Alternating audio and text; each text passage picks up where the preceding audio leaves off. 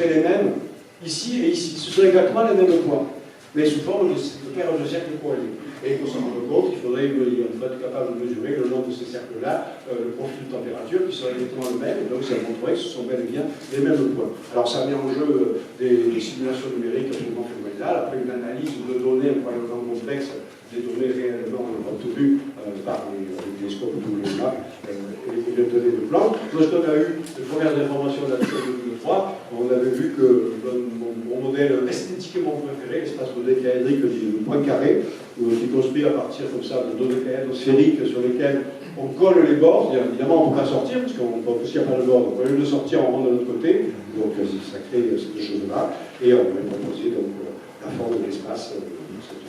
Deux articles de Nature de 2003, que aujourd'hui s'est appelé l'univers ballon de foot. Alors après, bon, une fois que cette proposition a été faite, il fallait aller un petit peu plus loin dans des tests expérimentaux, et notamment on a essayé de trouver des paires de cercles corrélés prédits par la théorie. Donc, on va voir 6 paires de cercles corrélés, antipodos, déphasés, etc., etc. Il y a eu beaucoup de controverses avec ces recherches de cercles. Il y a plusieurs équipes qui ont cherché, il y en a qui ont dit non, il y en a qui ont dit oui, peut-être, etc., etc. Bref, le sujet n'est pas tout à fait clair. Il semble malgré tout, et d'après les toutes dernières observations, ça veut dire 10 minutes, tout ça? Moi, je vais y arriver. Et même que l'expansion de l'univers, j'accélère. Voilà. Oui, il semble que d'après les toutes dernières données du télescope Planck, là je fais un petit peu la synthèse de l'état de la question 20 ans après les premières propositions, il semblerait que les topologies les plus simples, l'espace de sphérique de point carré, semblent exclus par les dernières données sur une échelle inférieure à l'échelle de l'horizon, c'est-à-dire on peut avoir peut-être un univers chiffonné mais pas si petit que ça, mais en revanche ça laisse encore la possibilité pour tout un ensemble d'autres topologies beaucoup plus compliquées et qui ne seraient pas décelables actuellement par cette technique de recherche de cercle corrélé. Donc la question de la topologie globale de l'univers reste une question ouverte. Voilà. Alors c'est pas tout à fait fini, puisqu'on va encore 10 minutes, je vais pouvoir vous parler un petit peu et rapidement de gravité quantique. Et donc je reviens sur le chemin de l'aérotronologie, au début, donc on a exploré ça depuis la cosmologie du standard, la topologie cosmique, alors on va à très petite échelle, on a à la fois de la formule de la topologie, mais futurement. Et puis ce qui serait tentant, c'est de dire, y a-t-il une relation entre le très grand et le très petit, le grand et l'infiniment petit. Si l'espace, peut-être une des questions principales que l'on peut se poser, question théorique, c'est aussi sur la topologie cosmique. Bon, je sais pas. L'espace global, il a peut-être une topologie bizarre. Bon, et pourquoi? Comment elle se serait engendrée? Comment elle se serait créée au cours de l'histoire? Les équations de la relativité standard nous disent que la topologie de l'univers, la topologie de l'espace, ne peut pas changer à partir des conditions initiales. Donc il faut quelque part que ce soit dans les conditions initiales qu'il y ait une topologie bizarre. Et les conditions initiales, ça fait appel à la gravitation quantique. C'est-à-dire l'univers dans l'ère de Planck. L'ère où il était entièrement dominé non seulement par la gravitation, mais par les phénomènes quantiques. C'est pour ça que ça nous amène inévitablement, on fait des raisonnements sur la topologie aujourd'hui d'une grande échelle, ça nous amène inévitablement à nous interroger sur qu'est-ce qui a pu se passer dans la phase de gravité quantique qui est censée avoir gouverné l'univers. Et là, c'est tout le problème de l'unification, comme vous le savez sans doute, de la relativité générale et de la physique quantique. On a deux théories extraordinaires, chacune dans leur domaine respectif, qui sont fantastiquement efficaces, mais on n'arrive pas à les mettre ensemble. Elles ne peuvent pas se marier comme ça, elles sont dans des cadres formels radicalement différents, et ainsi de suite. Et pourtant, bon, en général, on peut se dispenser de les mettre ensemble, dans la vie de tous les jours, sauf que si on s'intéresse au fond des trous noirs, si on s'intéresse au Big Bang lui-même, et si on s'intéresse à la question de topologie, il faut forcément les mettre ensemble. Donc, comme vous le savez, c'est le grand défi de la physique, l'un des grands défis de la physique théorique du XXIe siècle, essayer d'avoir une vision unifiée de la relativité générale et de la physique quantique. Alors, il n'y en a pas forcément une, hein, ça c'est un souhait, c'est un rêve de physicien qui est unifié. Peut-être que c'est un rêve fantasmatique qui n'a pas lieu d'être, mais c'est tentant parce que dans le passé de l'histoire de la physique, ces rêves d'unification, pour l'instant, ils ont fonctionné. Alors, comme vous le savez sans doute, quand on s'intéresse aux interactions fondamentales qui régissent tous les phénomènes physiques actuellement connus dans l'univers, aujourd'hui, dans un univers à basse énergie, il y a 4 interactions fondamentales, et comme vous le savez sans doute, lorsque l'on monte à l'énergie, alors on peut le faire soit artificiellement dans des accélérateurs de particules, ou soit naturellement en remontant vers le Big Bang, évidemment, on augmente l'énergie, eh bien, l'idée des physiciens théoriciens, c'est que progressivement, on a une unification des interactions fondamentales. Première unification qui se passerait à ce niveau-là, unification dite électrofaible, mais comme vous le savez, les expériences faites au CERN avec le LHC ont confirmé les prédictions essentielles de cette unification, et ça donne lieu à ce qu'on appelle le modèle standard de la physique des particules. Qui marche plutôt bien, mais qui n'est pas tout à fait parfait. Et donc on rêve d'aller au-delà du modèle standard. Et au-delà du modèle standard, on rentre dans des domaines de l'énergie qui pour l'instant sont inaccessibles expérimentalement, donc on fait fonctionner ce qu'on a dans notre boîte crânienne. Physicien théoricien, on y va à tout craint pour imaginer une physique possible au-delà du modèle standard, théorie supersymétrique, etc., etc. Et puis le rêve final, ce serait l'unification finale entre la relativité générale et toutes les autres interactions décrites par la physique quantique. Oui, sauf que, à un certain moment, on se verra aux limites absolues de la physique, parce qu'on rentre dans ce qu'on appelle l'ère de Planck, correspondant à peu près à 10 puissance moins 43 secondes, si on met une échelle de temps de 0 au moment du Big Bang, c'est très bref, mais ce serait la période pour laquelle l'univers serait totalement gouverné par des phénomènes quantiques. On n'a aucune théorie, pour l'instant, capable de décrire correctement ça. Mais on a des approches.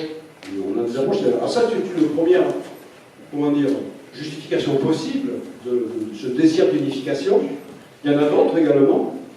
C'est le fait qu'effectivement, quand on regarde le modèle du Big Bang et que l'on va en arrière, si on extrapole la relativité générale, on aboutit à quelque chose que le physicien déteste.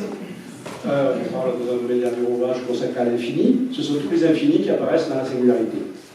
Le Big Bang au sens strict, relativité générale non quantifiée, c'est une singularité. Donc tout devient infini. La profondeur, la température, la densité, le physicien ne veut pas de cela. Ça veut dire que la théorie est incomplète. Si on va quantifier la théorie, eh bien on va essayer d'éliminer la singularité. Donc éliminer le Big Bang comme début absolu de l'univers. Ça va nous emmener très loin, parce que si on met le Big Bang comme début de l'univers, ça veut dire qu'il y a peut-être eu un avant Big Bang. Bon. Une autre, troisième justification, sur toi, je prends 5 minutes, c'est tout, c'est des considérations qui ont sur les trous noirs.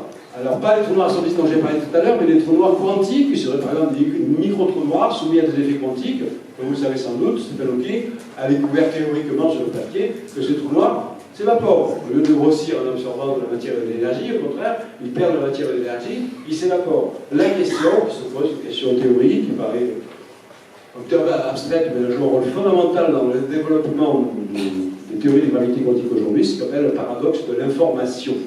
Ça veut dire quoi le paradoxe de l'information? C'est le fait que le trou noir classique, c'est un puits d'information, c'est-à-dire la matière et l'énergie qui tombe dans un trou noir, vous perdez quasiment toute l'information là-dessus quand vous êtes à l'extérieur. Donc il y a un puits, un réservoir d'entropie gigantesque, un puits d'information qui est perdu. Ça, c'est le trou noir classique. C'est-à-dire le trou noir quantique, à partir du moment où il s'évapore, ça veut dire que l'information ressort.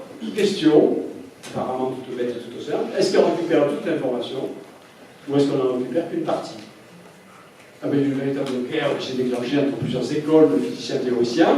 Il y a les partisans de la relativité générale, pour le traditionnel, qui disent l'information, une partie est réductiblement perdue. Et puis, les physiciens théoriciens issus plutôt de la théorie des champs quantiques disent ben non, je suis désolé, mais en physique quantique, il y a une propriété fondamentale qui s'appelle l'unitarité, l'information ne peut pas être perdue. Donc, si on a un trou noir quantique, s'il est vraiment quantique, on doit récupérer toute l'information. Donc, le débat n'est pas tranché, ça montre bien, actuellement, le degré de compatibilité entre une description relativiste non quantique et une description purement quantique non gravitationnelle. Et donc, on essaie de résoudre ces problèmes. Alors, les solutions possibles, les pistes qui sont suivies, on parle un petit peu avec Flamme, parce que c'est le bouquin que je suis en train d'écrire, j'essaie de faire un petit peu le résumé de toutes les approches possibles de la gravité quantique. Mais grosso modo, si vous voulez, vous avez soit les quanticiens qui veulent plutôt réduire toute la géométrie à des champs quantiques, c'est-à-dire de la matière et de l'énergie, donc c'est la théorie des cordes, la théorie des brins, éventuellement le tout, etc. Et puis vous avez plutôt les gens issus du milieu de la relativité, où au contraire, tout est géométrie, et donc on géométrise tout, et ça s'appelle la gravité quantique. Alors comme vous savez, on fait une considération beaucoup plus compliquée sur la forme de l'espace, parce qu'est-ce que c'est que l'espace? C'est plus du tout l'espace habituel à 3 dimensions d'espace ou une dimension du temps. Comme vous le savez sans doute, l'une de ces approches, on a beaucoup parlé, peut-être un peu trop d'ailleurs, a suscité des papiers, des thèses, donc ça peut tourner le business de la science, donc c'est bien. La théorie des cordes, voilà. Et vous savez qu'en théorie des cordes, le fait d'imaginer que les particules élémentaires sont décrites par des petites cordes infinitésimales qui vibrent, elles sont soit ouvertes, soit fermées, c'est très joli comme idée, mais le problème c'est que ça ne marche que dans un espace avec des dimensions supplémentaires, un espace fondamentale qui a 7 dimensions de plus que les 3 dimensions habituelles.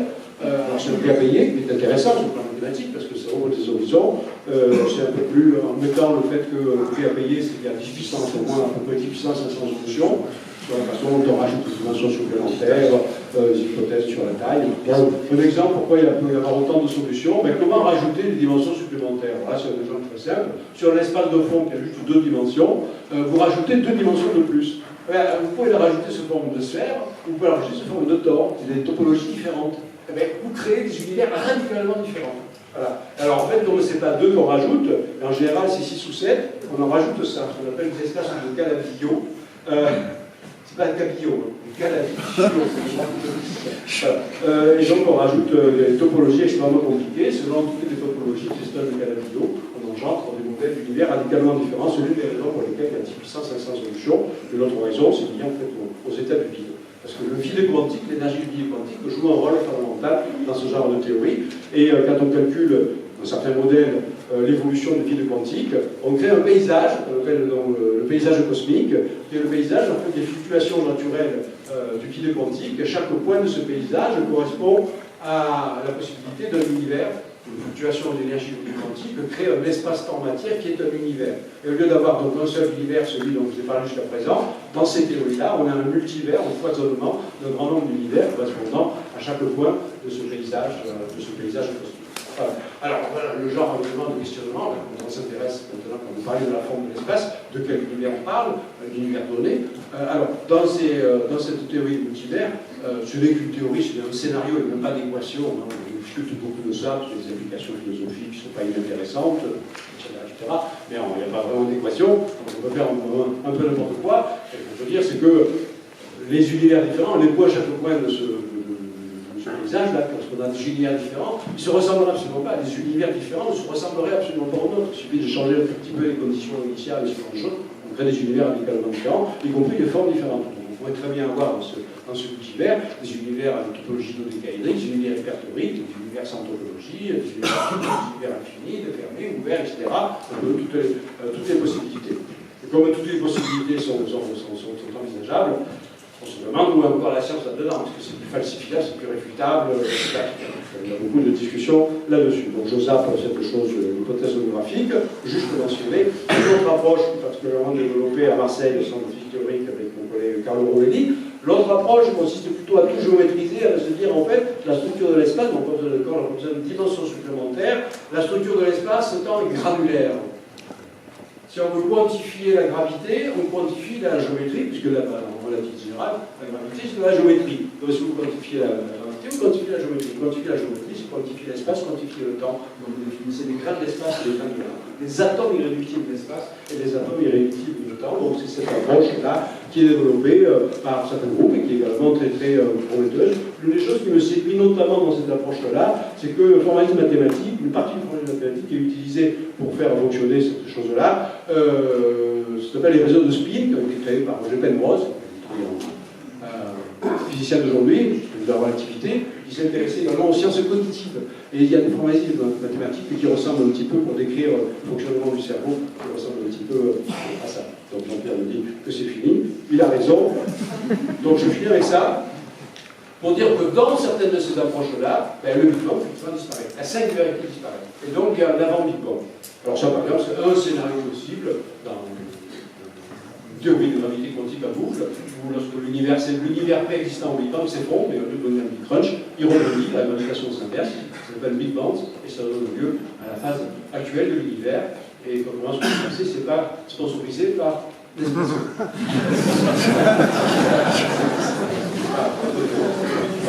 Donc voilà, oui, les questions se posent sur la forme de l'univers. Finalement, je vais faire un grand parcours avec ces nouvelles théories, on n'en sait moins qu'au départ.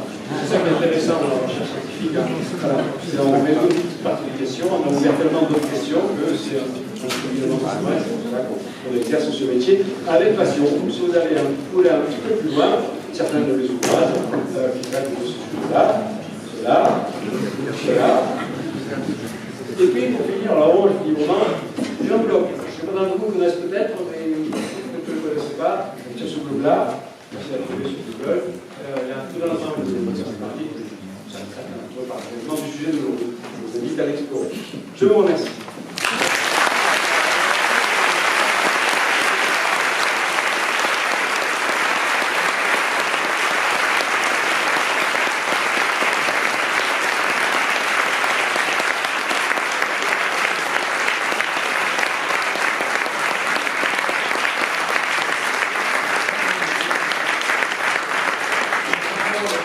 Merci Jean-Pierre. Je pense qu'on peut faire 2-3 questions avant de passer aux dédicaces. Alors si vous avez des questions, levez le bras et on va faire circuler le micro. Questions, vous avez tout compris. J'interroge à la sortie. On est dans un espace plat de décalé de points carrés ou quoi. Question. Mais donc une fée nous autorise à poser une question au plus grand scientifique de l'an 2100. Quelle question vous lui poserez? Quel mystère vous aimeriez, un mystère actuel, aimeriez-vous avoir la réponse? Ben, il y a beaucoup de questions non résolues dont j'aimerais dire la réponse. Alors, évidemment, si je reste dans mon domaine de moi, c'est effectivement des questions sur la est-ce qu'on a résolu le problème de la topologie cosmique, est-ce qu'on a résolu le problème du trou de verre, par exemple. Ça, je pense que c'est poserait davantage, parce que là, le trou de verre permettrait effectivement à l'homme et au futur, si on va arriver à maîtriser un voyage dans le trou de verre, de se déplacer en plein de son système solaire et de trouver des verres à son temps. C'est un traducteur de science-fiction avec des jeunes, en rêve de tout le monde, comme vous savez, dans les histoires. Donc c'est effectivement une question que je vous pose. Une autre question qui n'a absolument rien à voir avec tout ce dont je vous ai parlé, c'est évidemment la question de la vie dans l'univers. Je suis absolument persuadé qu'il y a de la vie ailleurs dans l'univers, mais j'aimerais bien, je pense que ça arrivera avant le début de ça. Que l'on donne une réponse positive, peut-être dans un ou deux ans, vers la fin de ça.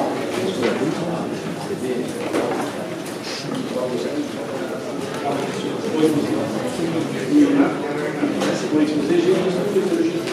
Vous avez dit qu'il est possible que l'univers soit infini.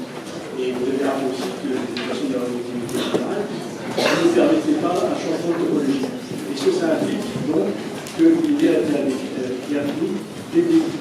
C'est une très bonne question. Mais en fait, c'est l'une des raisons pour lesquelles, moi personnellement et quelques autres, pensons que l'hypothèse de l'univers infini, qui est certes admissible dans les équations, elle correspond à extrapoler dans le passé, elle devient absurde, parce qu'au moment du temps, l'univers ne peut pas être infini.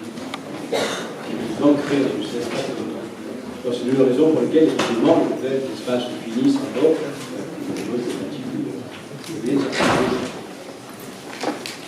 Oui, j'aurais une question sur le trou noir. Le trou noir Sagittarius, là, le plus gros. Le trou noir Sagittarius, là, celui dont vous avez parlé, qui est le plus gros en tout cas décrit, est-ce qu'il pourrait cacher derrière l'énergie d'un Big Bang ou ce genre de choses? Est-ce que le gros trou noir dont vous avez parlé, pour lequel les données vont tomber cette année, exactement, celui qui est au centre de la galaxie, Immaus, ok? Est-ce que derrière ce trou noir, parce que ça parle dans l'image, pourrait se cacher l'énergie du Big Bang? D'abord, ce trou noir est pas si gros que ça. Il y a 4 millions de fois la masse du Soleil, c'est impressionnant, pardon. Ce trou noir n'est pas si gros que ça. Actuellement, le record de masse détenu par un trou noir au centre d'une galaxie lointaine, c'est 17 milliards de fois la masse du Soleil. Donc c'est considérablement plus massif, etc. Mais même ce trou noir-là, même si ça ne donne pas grand-chose à la masse du Soleil. Voilà. Après, effectivement, il y a des questions, des hypothèses qui ont été faites sur l'univers trou noir, parce que l'univers pourrait être par exemple, aurait été engendré par un trou noir dans une phase précédente auprès du Big Bang, et un trou de verre aurait créé dans le Big Bang. Ça, ce sont des questions qui sont les autres. Dernière question, là. Oui, une question un peu subtil, mais qui reste en relation avec le trou noir. Le trou noir, il absorbe la lumière ne peut pas s'échapper, donc il laisse entendre qu'il y a une force supérieure à la vitesse de la lumière. Est-ce que, partant de là, est-ce que les particules qu'on appelle des tachyon qui iraient plus vite que la lumière existent? Théoriquement, elles paraissent pouvoir exister. Je ne suis pas sûr d'avoir compris le détail de votre question, enfin, le terme de tachyon. Alors, les tachyons, ce sont des particules tout à fait hypothétiques issues sur le papier de théorie dans la relativité restreinte, qui seraient justement les particules qui sortiraient du code de lumière et qui voyageraient à une vitesse supérieure à la vitesse. Pour des raisons de symétrie des équations, on peut toujours imaginer qu'elles existent dans le papier, sur le papier. De là, pour qu'elles existent physiquement, il faut leur attribuer une masse imaginaire, mais au sens mathématique du terme. C'est-à-dire la masse d'un tachyon serait mesurée par un nombre purement imaginaire. Un nombre complexe. Hein, voilà. Donc, ça ne paraît pas très physique, comme c'est bon, avec une masse imaginaire, d'une part, et d'autre part, le tachyon poserait également un problème, même si les physiciens étudient la possibilité que les tachyons pouvaient exister, les tachyons violeraient aussi la causalité, puisqu'ils remonteraient le temps. Dans le passé. Donc, en général, la physique standard oublie les tachyons. Voilà. Néglige en général, mais ça n'empêche pas des physiciens qui négligent les hypothèses, etc. Mais je ne vois pas trop le rapport entre le tachyon et les trous noirs. Oui, parce qu'il y a une force supérieure à la vitesse de la lumière. Le fait que la lumière ne puisse pas s'échapper, la gravité du trou noir, le fait que la lumière ne puisse pas s'échapper. Bon, la gravité pure du trou noir, ce n'est pas une propagation, c'est une courbure. Et ensuite, s'il y a du mouvement, il y a une propagation par les ondes gravitationnelles. Il me semble que l'onde gravitationnelle va à la vitesse de la lumière, ne dépasse pas la vitesse de la lumière. C'est une limite infranchissable et absolue, y compris par la gravitation. La gravitation ne se propage pas à une vitesse supérieure à celle de la lumière. C'est même l'une des raisons, c'est même l'une des raisons pour lesquelles Einstein a bâti sa théorie par rapport à la théorie de Newton. Parce que la force d'attraction universelle de Newton, c'est une action instantanée à distance. Elle est instantanée et donc à vitesse infinie.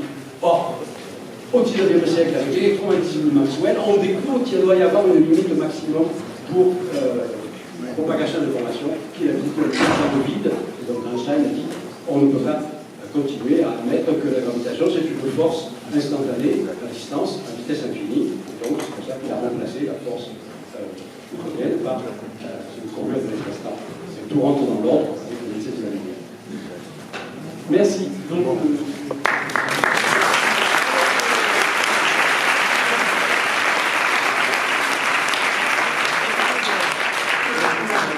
un courage à faire dédicacer par Jean-Pierre Luminaire. Eh bien, je vous en prie, prenez place. J'espère que vous n'êtes pas trop nombreux.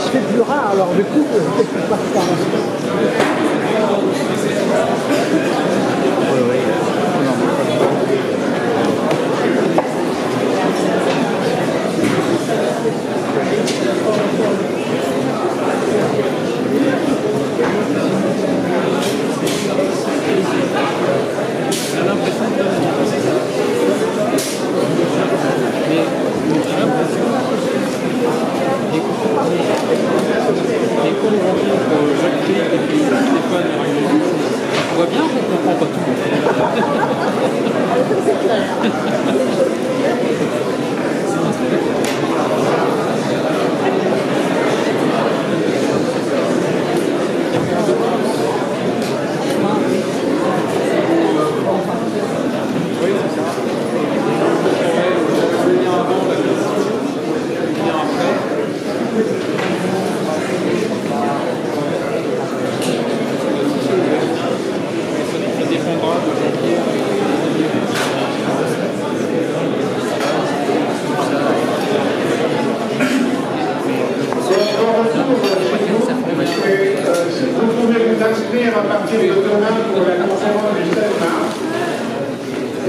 attention, la sortie ici, ben, c'est pas la même chose que l'entrée.